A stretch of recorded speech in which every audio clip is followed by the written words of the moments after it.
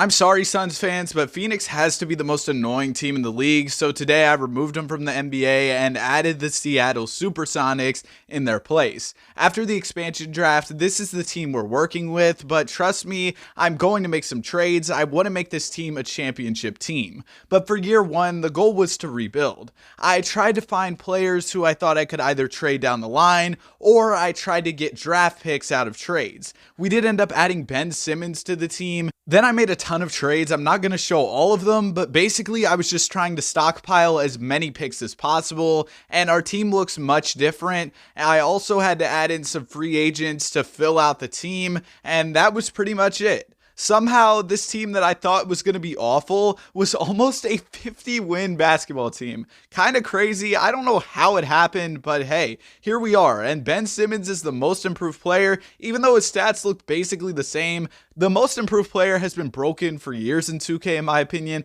Don't know what's going on with that. I don't know how we were such a good team, led by Bojan Bogdanovic in scoring, but here we are. We're the 6th seed against the Pelicans in the first round, and we sweep them. So we're going on to the second round against the Warriors with Ben Simmons leading the way. We get off to a great start to the series against the Golden State Warriors. They take the first game, but then we take the next 3. I guess we still have some Phoenix Suns left in us though, as we end up blowing the lead and losing in game 7. Ben Simmons was hooping for us though, and those picks that we traded for earlier on didn't end up being any good, but I was able to package together a ton of draft capital that I had built up, along with the 6th pick, which I traded Ben Simmons for, to go ahead and make a big move. That move was for the number 1 overall pick, and this is the 2023 NBA draft, so we are going to be getting Victor Wembanyama on our team. He should be absolutely huge for us, and hopefully he can be a franchise cornerstone for this roster.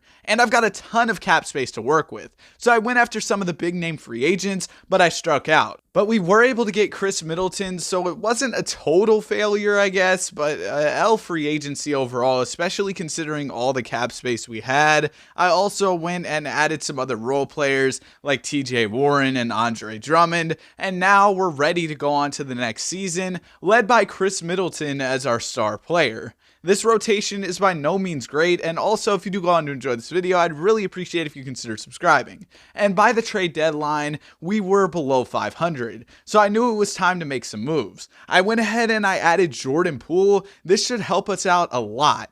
And then I also went after Zion Williamson, and all those picks I got had paid off as we were able to add him to the team while trading away Chris Middleton. Then I traded for Mitchell Robinson and a valuable pick from New York, and was able to use that pick along with Mitchell Robinson and TJ Warren to add Robert Williams and Marcus Smart. So I would say our team made a complete 180 from where we were at before, and we look really good. By the end of the season, Zion was leading the way for us with over 25 points per game, and we were able to beat his former team, New Orleans, in a 7-game series where Zion dropped 44 in game 7. Zion was having a massive playoff run for us, and we were moving on to the second round against the Denver Nuggets. Against Denver, we got off to a 3-1 lead and ended up beating them in 5. Then we had the Utah Jazz. Kyrie chose Utah over us, and we've got to get our revenge in this series. The series was tied up at 1-1, but that was the only W Utah would take as we're moving on to the NBA Finals against the Cleveland Cavaliers.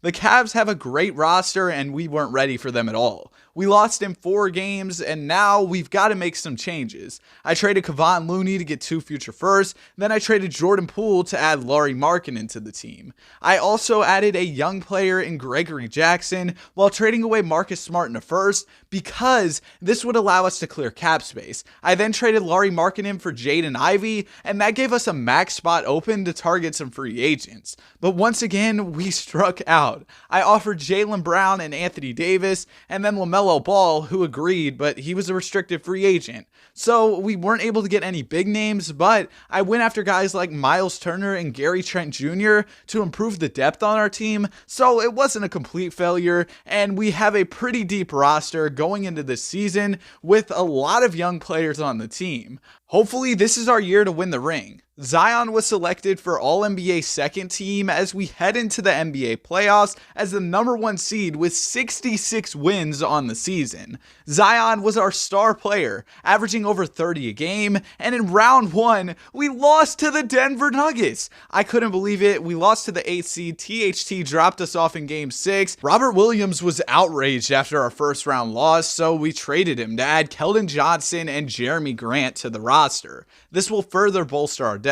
Then I traded Miles Turner along with 2 firsts to bring back Marcus Smart and get Jackson Hayes. Then I traded Gary Trent Jr. to bring back Robert Williams, but Robert Williams' return was short-lived as we brought in Kyle Kuzma. I didn't want Robert getting mad anymore, so we went ahead and traded him. And this is what our roster is looking like. We saw a little bit of regression, but some of our guys progressed, and we've got a solid 10-man rotation, which was able to perform throughout the regular season with plenty of players in double-figure scoring. In the NBA playoffs, we were taking on the Portland Trailblazers in round 1, and we were down 2-1. But this time, we were able to fight back and win in 6 games. In round 2, we had the Utah Jazz. This was once again a series that we ended up winning in 6 games, and now we're facing the Minnesota Timberwolves in the conference finals. This Timberwolves series was the easiest one so far, as we swept them to face the Indiana Pacers in the NBA Finals. This Pacers team looks solid, but I think we're better.